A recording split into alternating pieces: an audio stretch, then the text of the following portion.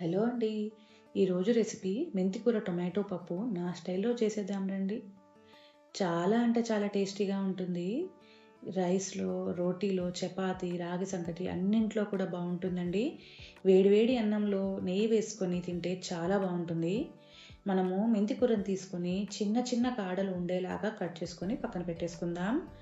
ఇప్పుడు ఒక 2-3 టొమాటోస్ తీసుకొని నేను చూపిస్తున్న విధంగా చిన్న చిన్న ముక్కలుగా కట్ చేసుకొని పక్కన పెట్టుకోండి. ఇప్పుడు ఒక కుక్కర్ తీసుకొని మనం పప్పు వేసుకుందాం.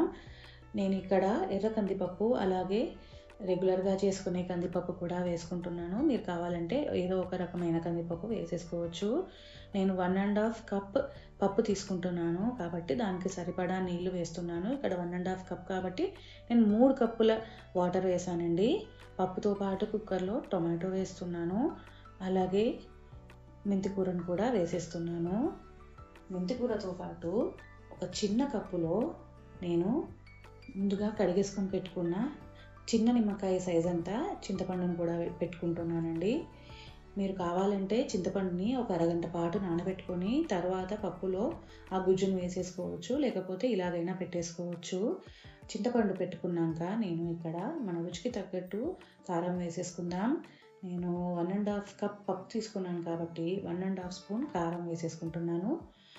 కారంతో పాటు 1 స్పూన్ సాల్ట్ కూడా వేసుకుంటున్నాను.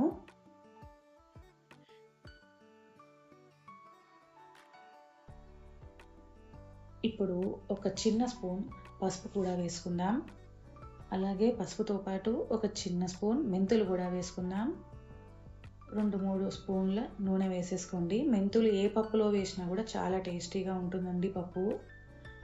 ఇప్పుడు దీన్ని స్టవ్ పైన పెట్టేసుకొని మూత పెట్టి విజిల్ పెట్టాక మీడియం ఫ్లేమ్‌లో ఒక 3-4 విజిల్స్ వచ్చే వరకు పెట్టండి.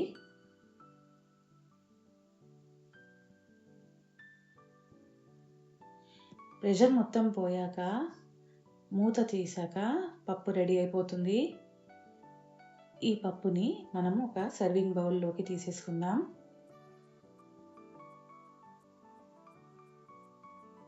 ఇప్పుడు పోపు కోసం ఒక చిన్న కడాయిలో నూనె తీసుకొని నూనె వేడయ్యాక ఒక స్పూన్ ఆవాలు అలాగే ఒక స్పూన్ జీలకర్ర వేసుకుందాం. అవి చిటపటలాడాక కొంచెం ఇంగువ కూడా వేసుకుందాం. ఇంగువ ఆప్షనల్ అండి. మీరు కావాలంటే వెల్లుల్లి కూడా వేసేసుకోవచ్చు. ఈ పోపుని మనం ముందుగా తయారు చేసుకున్న పప్పులో వేసేసుకొని బాగా కలుపుకొని మూత పెట్టి పక్కన పెట్టేసుకోండి.